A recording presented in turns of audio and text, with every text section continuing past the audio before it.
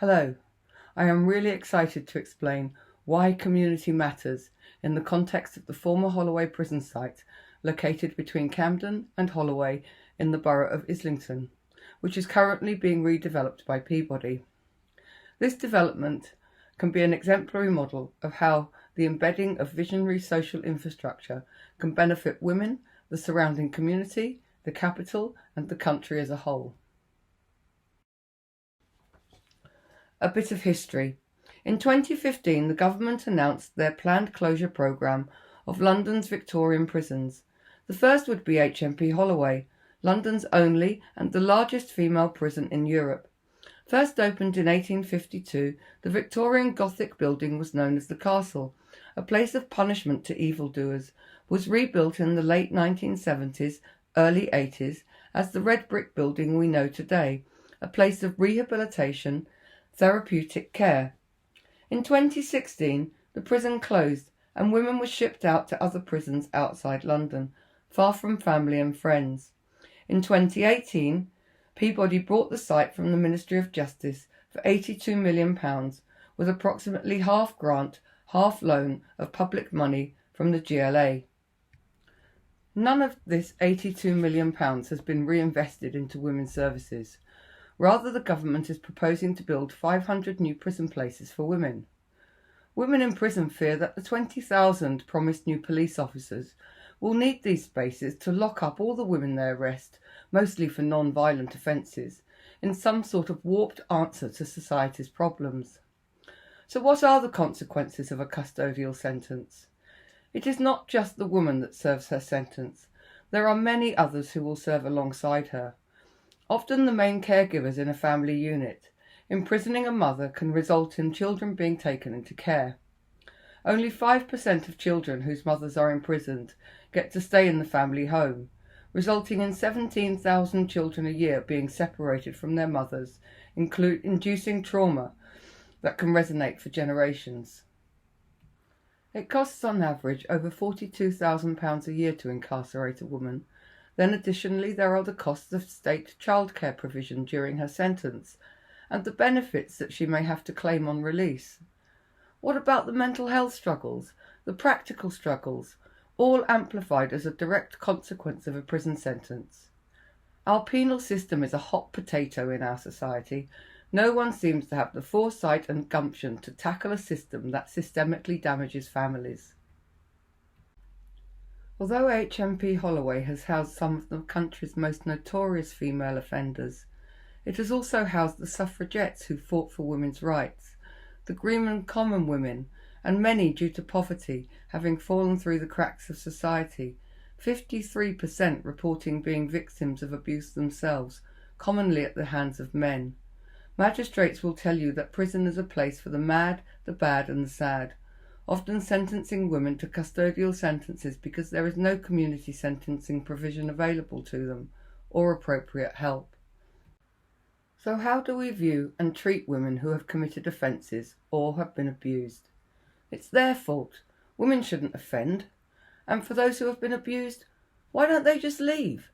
It is very easy for the uninformed to see only the result of the circumstances that women find themselves in, rather than considering the contributing factors. A custodial sentence, even a short one, will require a woman to give up her possessions, her identity, and function in a new and alien restrictive regime that is fraught with uncertainty and frustration.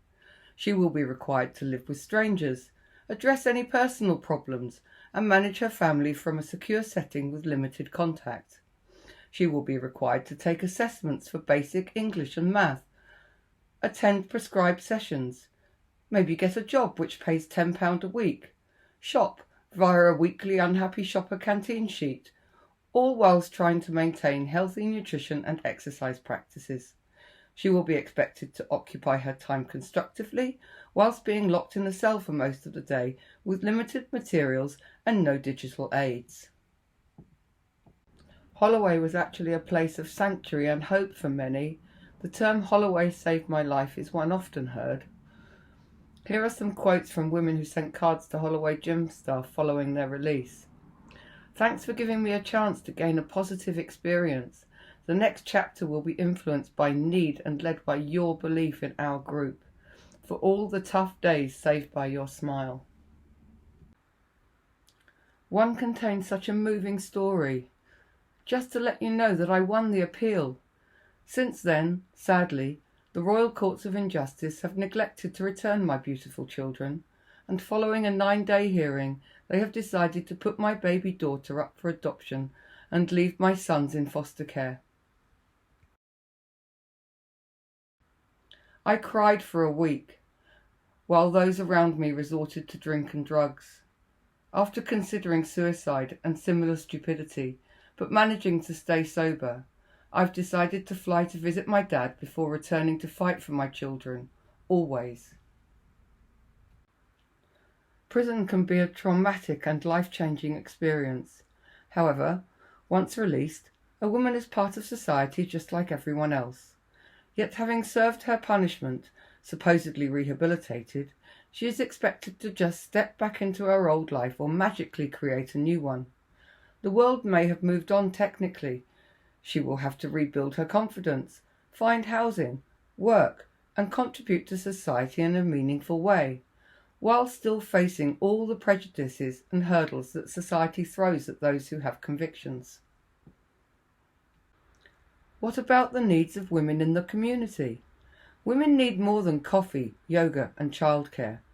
The recent Me Too movement, the tragic deaths of 2 women a week as a result of domestic violence, the over 1.6 million women experiencing domestic abuse annually, the rise in abuse and mental health cases since COVID-19, all highlight the need for a comprehensive, compassionate, holistic, visionary approach to women's services.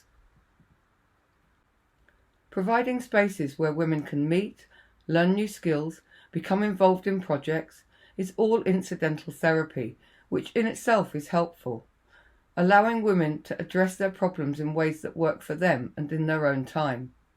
Women are too often only afforded the bare minimum and leftover spaces, oftentimes decided by men with ulterior motives, and lame excuses as to why once again women have to compromise or see their needs repackaged into a tokenistic offer.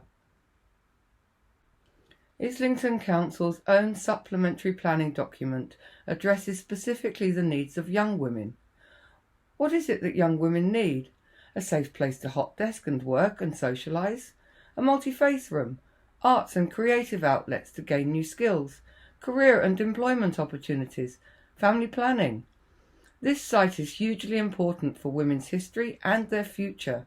Surely the true legacy of the prison should be that fewer women end up going to prison in the first place. Women and legacy should be at the heart of this development. What are the services that women need? The state-required provision of sentence planning and probation were just a small part of the services available to women in HMP Holloway. There was a 400 square metre day centre just for healthcare, resettlement and training services, education rooms, including art, craft, textiles, cookery, IT and music.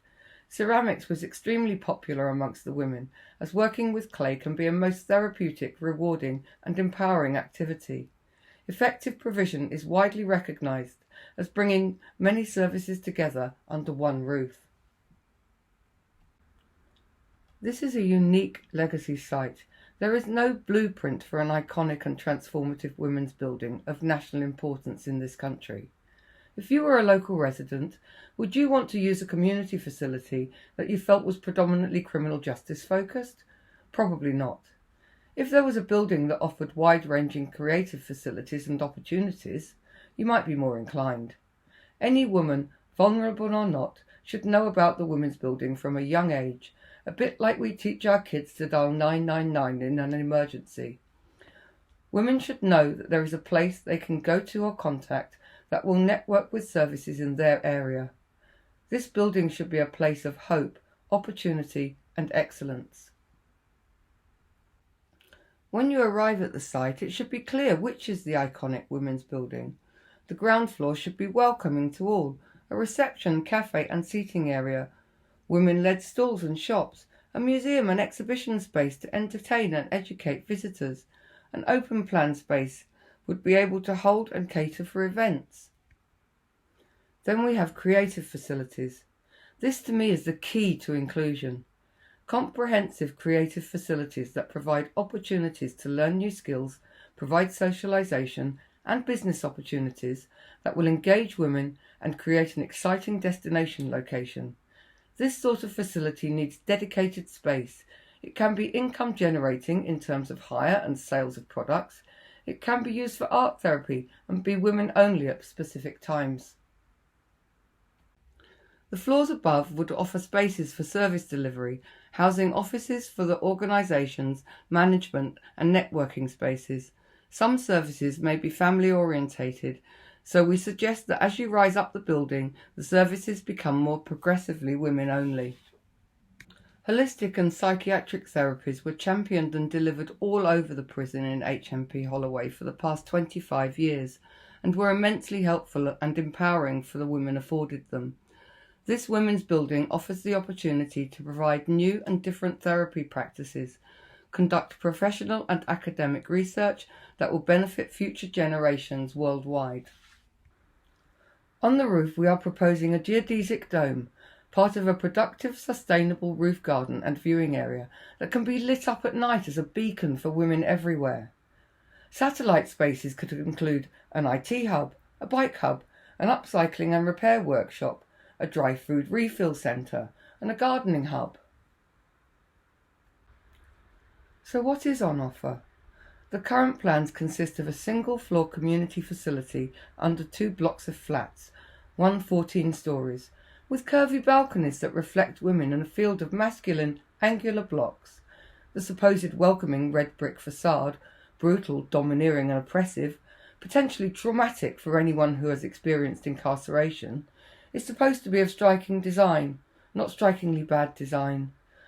The art department is supposed to timeshare with the creche and the multipurpose hall. Is this the message that we want to treat women like children? The council have made it clear that they have no plans to run the women's building, yet no governing body has been put in place or future planning with umbrella organisations. The gardens are described as being contemplative, lush with areas of physical and mental rehabilitation activities, play areas for children, flexible spaces for group activities and community plots. Yet this space is overlooked by 3 tower blocks, receives just 1% sunlight and is next to the creche, visible from the general cafe and is just a few metres from the main road. The only reason the women's building has increased in size is because the footprint of the tower block above has increased, not because extra space was being provided for women's services. Despite much protest from the community, Peabody has persisted to work to the council's draft brief, which has never been updated following consultation. This draft brief was then closed on the same day that Peabody released their July 2021 master plan, admitting that 24 out of the 28 respondents did not support it. Islington Council also proposes to only do a feasibility study that is restricted to their draft brief and only after the plans have been signed off. We are proposing that the women's building be relocated to the back of the site next to the older people's accommodation, where they can share the quiet contemplative gardens with 85% sunlight and provide intergenerational support between the 2 blocks. Peabody have admitted that they have not scoped any other possible location, configuration or size for the women's building. The council proclaims that at 1,400 square metres this is the biggest community facility in the borough, as if, what are we complaining about? A 1,400 square metre community facility does not make a women's building. It makes a 1,400 square metre community facility. Our research concludes that the women's building will need to be about 4,000 to 6,000 square metres. This is reflected in an existing study by the Women's Resource Centre based in Holloway. Where is the legacy? Just last month we attended legacy workshops to inform Peabody as to how they can incorporate legacy. Why was this not done from the beginning? Legacy is not just a few statues and a plaque applied like a sticking plaster to a wound.